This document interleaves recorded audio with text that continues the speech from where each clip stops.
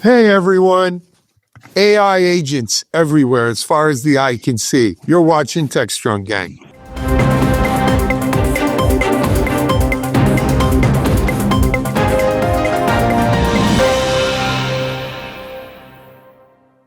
Hi, everyone. It's Alan Shummo. Happy Thursday to you. You're watching Techstrong, gang. We've got a great lineup on Techstrong, gang today. We've got reports from the field. We've got AI agents infiltrating everywhere. And as always, there's security concerns just about everything anyhow. And that never changes.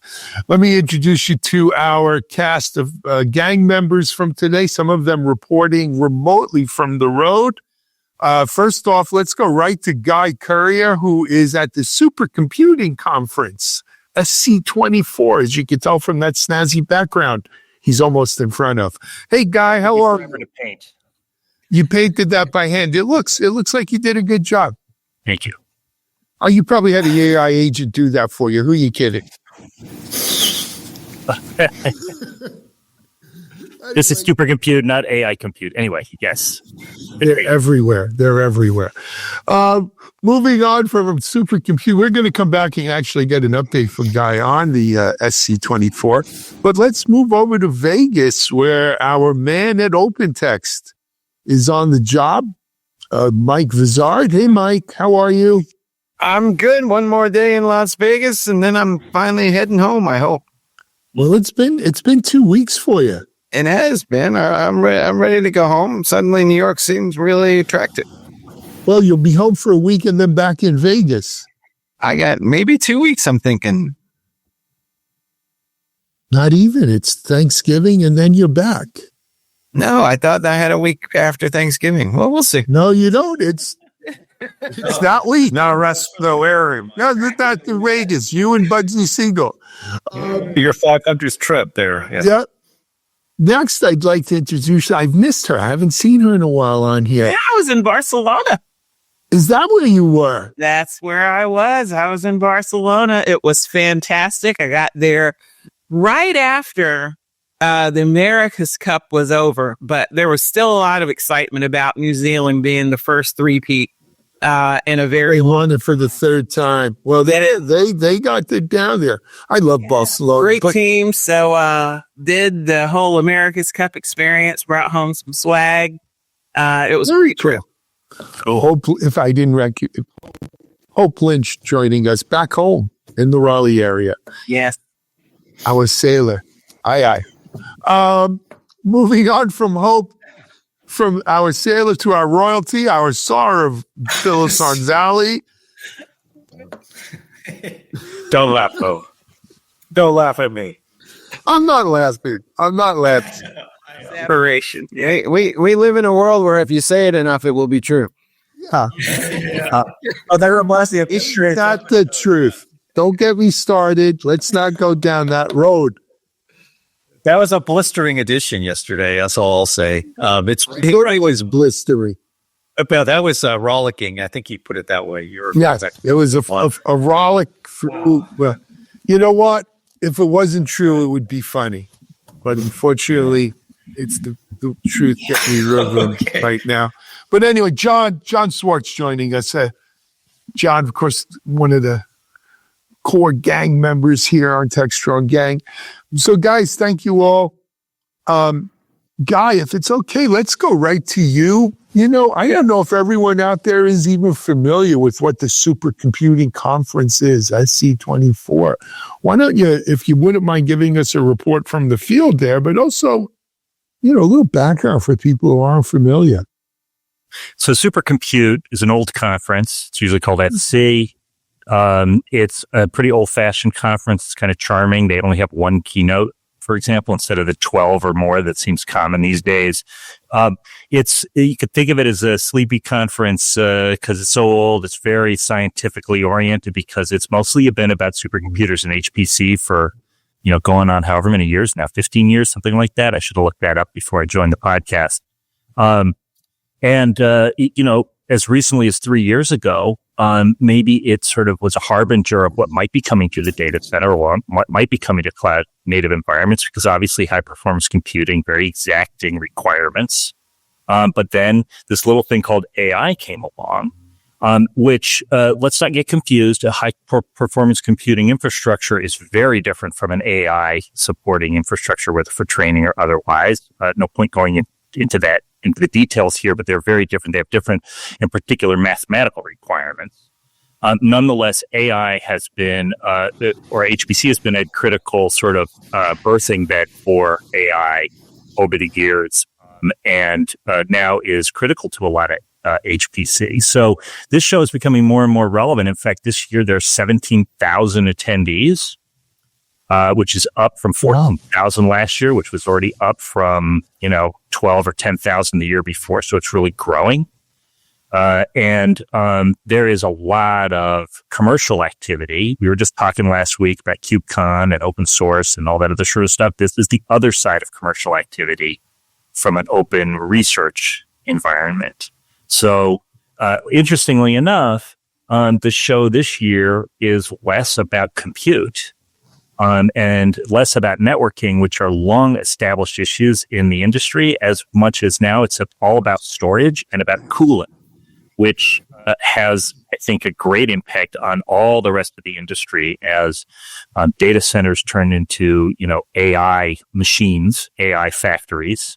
That's a quote I picked up from one of the press briefings here, where energy utilization and cooling of these systems that are not HPC, that are commercially used by the cloud providers or by enterprise, becomes more and more of an issue. So you're going to see and hear about the technologies here at SC that we are much more quickly going to see out in the rest of the world, whether commercial, open source, wherever it is, very soon, is not already. One of the big announcements this year, for example, came from Phison and Solidigm, which both have debuted 100 terabyte plus, I think they're 120 terabyte roughly, SSDs. Wow. This is suitable for cold storage. It's also suitable for basic data storage in the data center, suitable with adaptations that both are targeted to the data center, not so much to AI.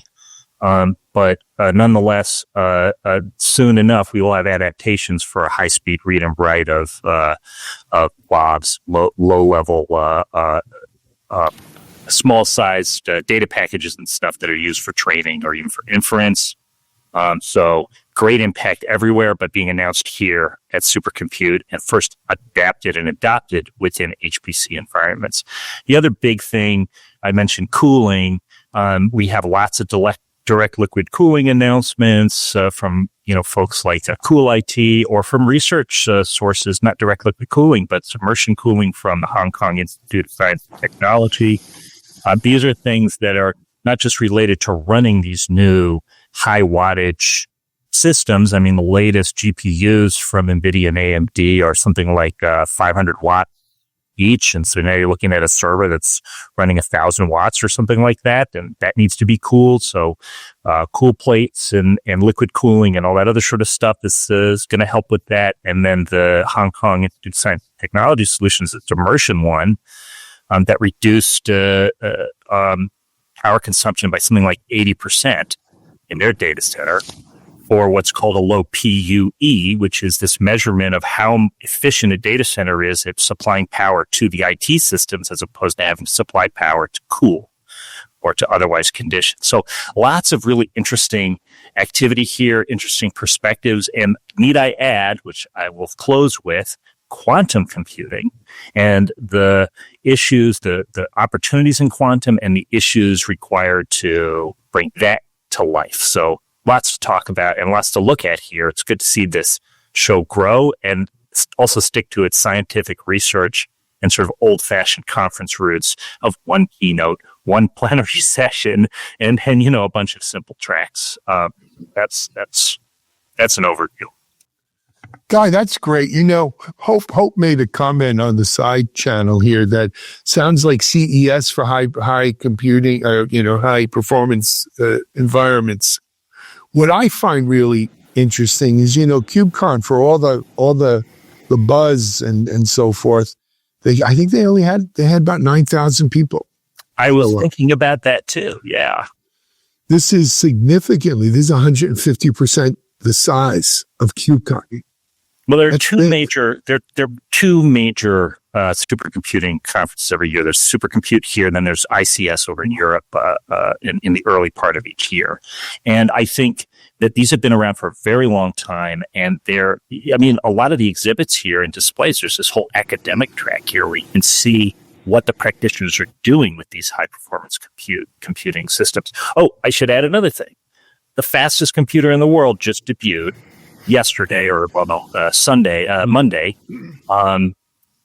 here at Supercompute, which is El Capitan, which is the first double exascale system, meaning the official measurement is 1.7 exaflops, but peak of something like 2.8 exaflops. It's being run by the Department of Energy. It's an AMD and HPE Hewlett system. Yeah, so there you go.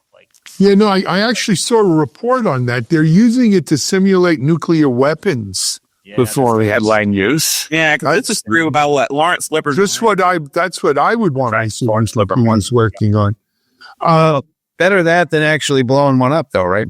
So Exactly. You're making me think of the movie from years ago where the kid was playing the game. War games. Let's play thermonuclear war. Matthew Roderick. The number one system in the world. There's two other systems that debuted on the top 10 because they issue the top 500 list every year at this time. Yeah. But it was interesting in that El Capitan is HPE has now made the last 8 fastest supercomputers in the world. Now, I remember, I don't know, maybe it was 5, 7, 8 years ago, we were worried that we were going to, the U.S. was going to lose the supercomputer race to the Chinese and or Japanese. And here we are.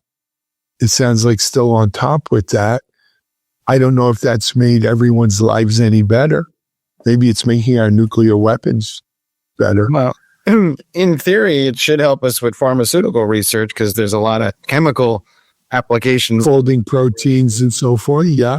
And it should also help with things like climate change, if you believe in such a thing. It's also a hotbed for the use of AI for research. All the focus on generative AI, it passes over these folks, just sort of washes over them. They're interested in the research and analytical needs that they have. So AI can help, like when you have thousands of possible scenarios to try to figure out which to test, AI helps them determine, still with human review, the best 5 or 6 to test. So you get pattern recognitions. Yeah. Are you seeing any folks from 3-letter government agencies walking around? Because I usually don't wear signs advertising that, but So the 3-letter government agency that funded LCAP is the Department of Energy, or DOE. But there's another 1 or 2 of them that are also going to be using that system for various 3-letter uses. But I think one other 4-letter. I'm sorry. okay. One other very interesting use that I heard about, and this was a while back, is they've worked on creating a digital double, not a digital twin, but a digital double of the planet Earth for weather forecasting, currents, everything. So instead of wondering what happens, they can speed up, slow down, change the Earth, and figure things out. That would not be possible without these large-scale systems. Absolutely. Hey, but we shouldn't also lose sight. What was it, 120 terabyte SSD? And I sweat on my Mac. Should I go for the 512 versus the 1 terabyte? But that's crazy to think about. It's remarkable to me, just comparing to last year, how much of the story here at SC is about storage and cooling. I'm not saying that there's not networking and compute going on all over the place, especially that top 500 list, et cetera, but a great deal of the focus this year is on storage and cooling. I would say that's AI driven, right? It's cooling down these NVIDIA monster chips, and its AI needs increasingly bigger language LLMs to play with. to train. NVIDIA's got Blackwell out right now too. So that's the between Blackwell or Grace Blackwell on the one hand and AMD Instinct MI350X on the other hand. You're talking about sort of hybrid GPUs now that handle both AI and HPC workloads in a pretty elegant way. Really cool stuff. All right, let's take a break. And we're going to come back. I think we've got Mitchell Ashley. They bailed him out. He's ready to come on. Was in Vegas too? When you're running a gag, these things happen. You know, we've got a great legal plan involved too. So anyway, Mitchell will be joining us, and we're going to talk about AI agents everywhere. You're watching Techstrong then.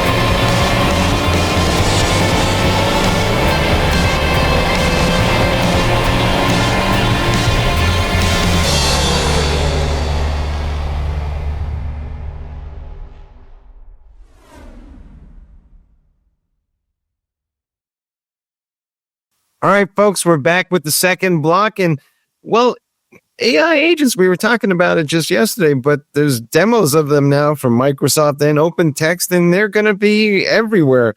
Microsoft is turning Copilot into essentially AI agent central. And yes, you might even think of Revenge of Clippy, because there are these agents everywhere and they pop up and they're going to be in your user interface. And OpenText has a similar idea. There's 15 things that they're calling aviators, and each of those aviators can invoke right now maybe 75 agents, and they're planning on going to 100, but they're going to add agents every 90 days. So there's going to be agents trained for all these different tasks, and we're going to live in a world soon where every productivity application we use is going to have thousands of agents that are trained to manage all these different tasks. I'm not even sure I can remember what each of the agents does. So I guess they're going to pop up and tell me at some point when I'm doing something, and maybe it might feel even a little creepy, dare I say. But Mitch, you're here with me. What's your take on all this? Well, it's interesting. OpenText is very much taking an approach of a multi-cloud. I mean, one of the big themes is how do we tie all these clouds of content, of information, whether it's an SAP or Salesforce, or you're storing it in your local documents that are part of OpenText. And so they're trying to really kind of blur the lines to make it easier, and they're using AI to do that, to be able to search across that. And they showed a number of demos.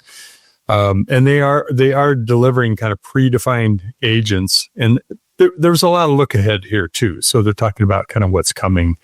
Underlying all this is what they call their Titanium X platform, and the message was Titanium X is real, it's here, and it's very much of let's start to make things more seamless. And they gave several examples, several demos where it's, we want to do weather analysis on, weather patterns for hurricanes and some historical analysis of information. So we're going to pull down information from NOAA and different sources, incorporate that with content that we already have. There's also interesting that in their AI strategy, there's very much you put a lot of trust in us and we will not let you down. We are being very cautious about making sure that all of your content is not going into other people's LLMs, training in anyone else's data, and maintaining a real clear separation of that. Now, as you talk about going across those clouds, things get a little bit more complex, right? With what do I have in SAP? What do I have in Salesforce, et cetera? But they gave an example also of kind of walking through a sales opportunity and how they internally are using their own AI agents in their own RFP responses to other people's RFPs, very much using natural language interface. Here's the question that comes into an RFP, feed it into the GenAI. Here's the response that comes back, validate it, put it into the response, and cutting down, days of work into a few hours or so. A lot of copy and paste right now, but that'll get smoothed out. So it is the age of agents. We've gone from chatbots to agents. You're talking about Microsoft and their announcements. AWS has announcements that are coming out too about their own technology. It's every day things have changed. So, I would pick some partners to work with. I wouldn't pick any one technology because it's just changing too fast. I'm not sure that we're even going to see all these agents because if you think about it, let's say Microsoft's your primary application and they're going to have an agent. Well, you can invoke an agent that's going to invoke an SAP agent, and that agent will go do something and bring it back to you through the Microsoft agent. In fact, OpenText is supporting Copilot. So we may live in a world soon where the only agents you see are the ones that Microsoft presents to you, and everything else becomes a headless service because you're having an AI agent that's going to go invoke that application and you're never really going to see it. So I think we're playing for dominance over the front end of the user experience, but they simply can't all win.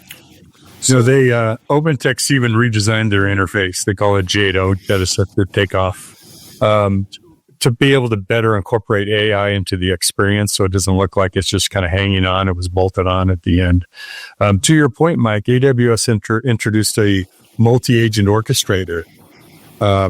So this is agents agents are really becoming the code name for AI code, right? You can call it an agent, call it whatever, but doing tasks and doing work and doing things behind the scene. But you're right. It is agents managing or processes managing other agents. It's getting very kind of layered here quickly. So I think what we're seeing, right, pendulum swing, right? This AI agent stuff is new, and the pendulum is swinging way to its side. And so as we're seeing here, everybody and their mother is not just making an agent, they're making dozens of agents. And Mike, you're right. We're not even going to remember what all these agents do. And the other thing is, you know the old saying in software, right? Today's product is tomorrow's feature. Well, I say today's agent is tomorrow's sub-agent.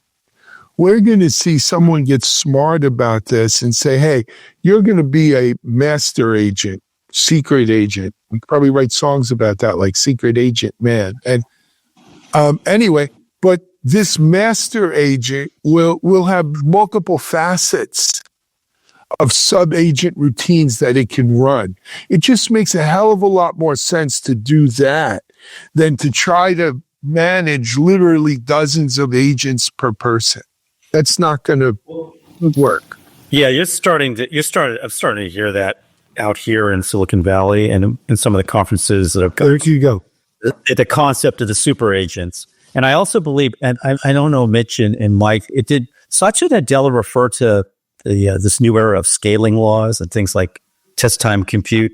Because that's also starting to get a lot of traction among not just people at Microsoft, but Mark Andreessen has been talking about it. There's some of those types of concepts.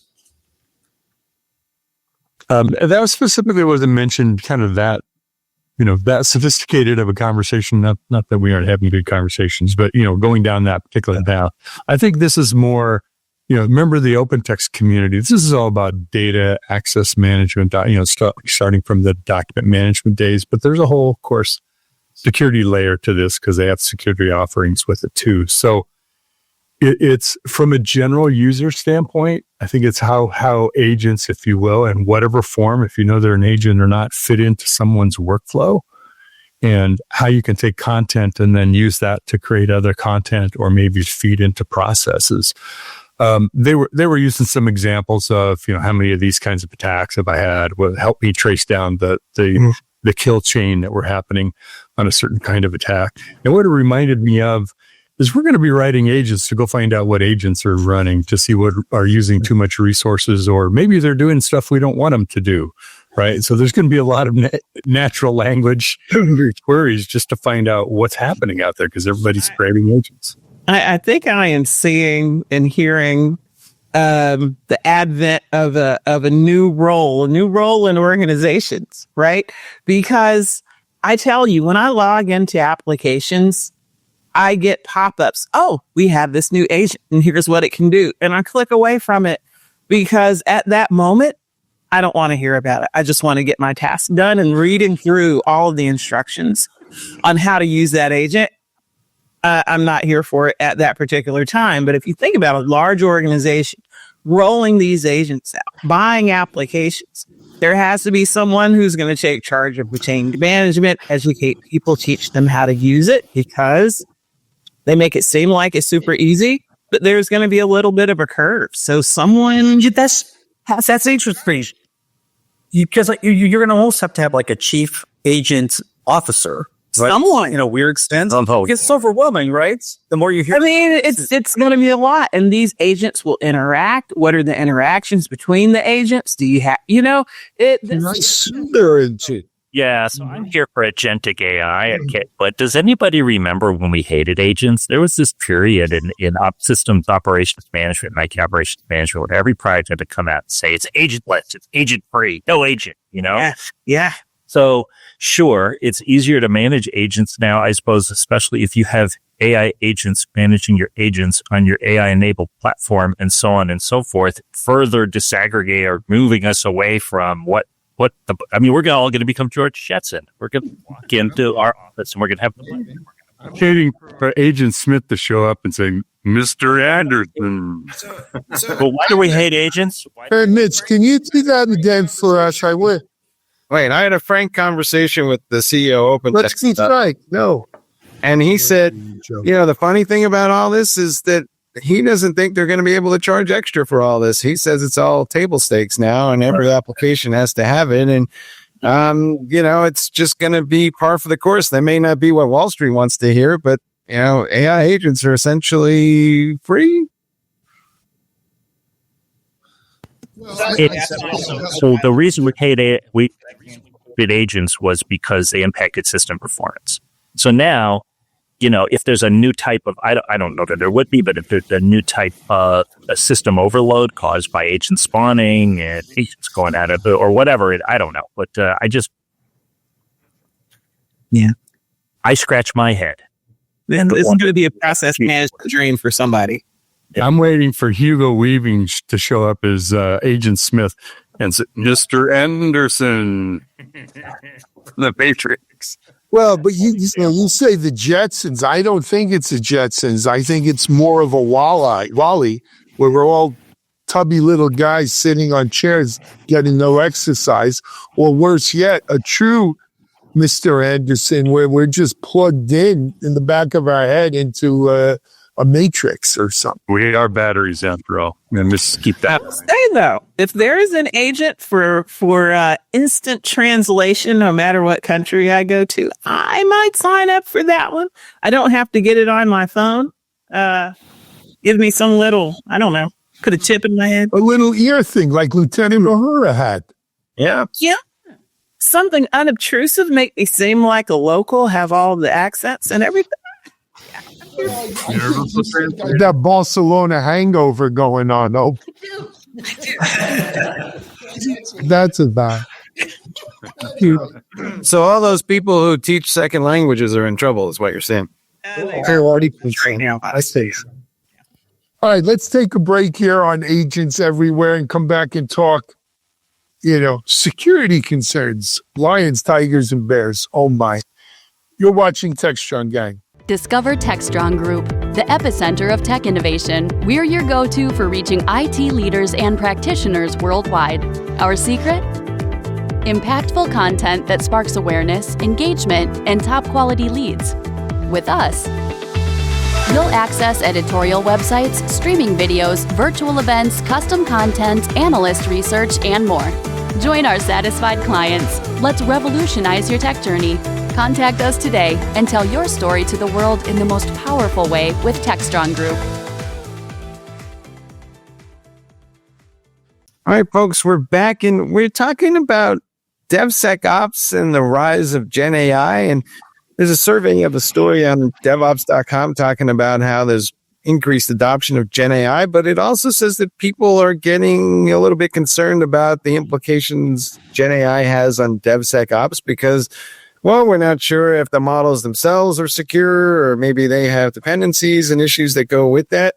Hope, I'd love to get your thoughts on this, but frankly, I was kind of, my positive spin on this is, hey, we're talking about this much earlier than I expected. So I think that is the positive spin. To me, it means that the message is getting across.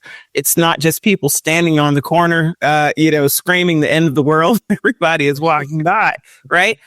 People are listening and understanding there is a potential threat there that they need to address. So there is the benefit for code generation, testing, and deployment. But yes, understanding how they can maintain the integrity and the security of their software supply chains while using these tools, because we know it can introduce vulnerabilities inadvertently.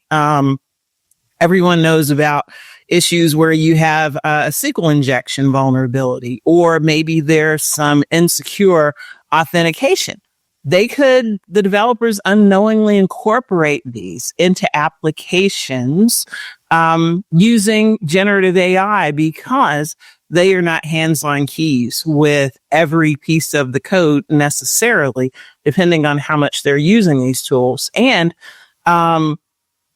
risks related to dependency on external models, because a lot of these solutions are using third-party models, and even issues related to data exposure risks, because you may be sharing code snippets or your data with external services. Because how do these services learn how to write the code? They're bringing it in from other places, and maybe they're also sharing some of your code out if you don't have things configured properly. So I think there's upside, but there's a lot of risk. But again, yes, it's great that people are starting to pay attention.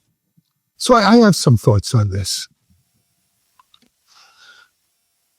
And take this from a security person, where it's coming from.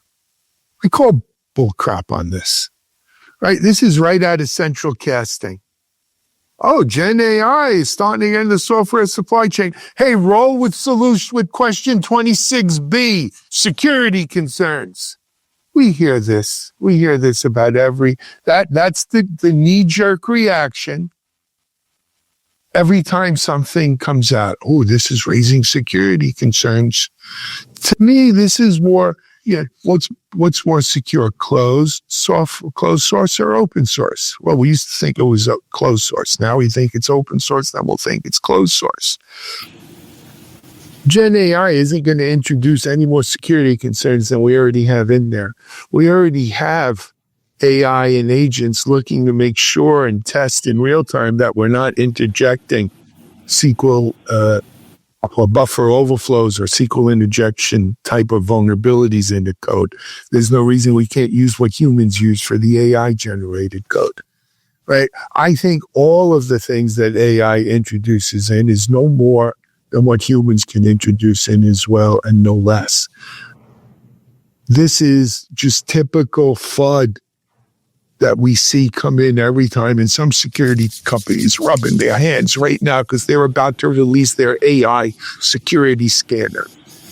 Dynamic scanning, static scanning, SCA. I now have AI scanning.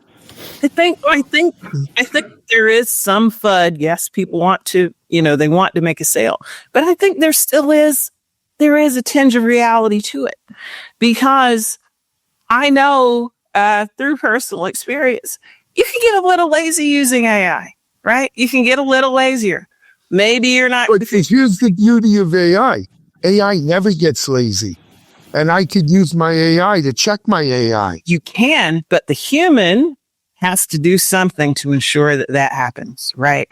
And that is the crux. I think as a part of my CI/CD pipeline factory, whatever, once my AI to put some code into my repo or whatever, I automatically run a different AI security scan on AI-powered security scan, looking for buffer overflow.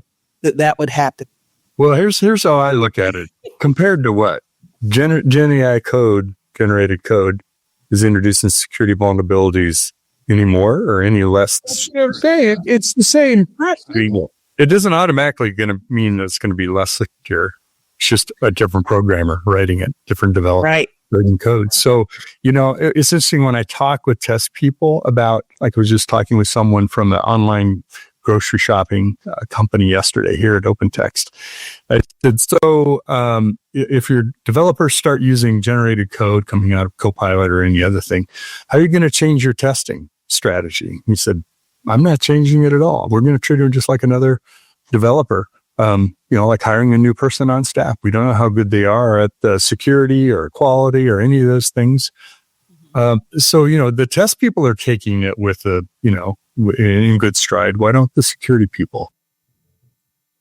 Or hope. Do you think that the approach here is going to be the same as, at least in my understanding of a lot of security approaches over the last 20 years, which is a little bit of like lip service, but basically not a whole lot of investment in control. And then when the disaster happens, a lot of scrambling to.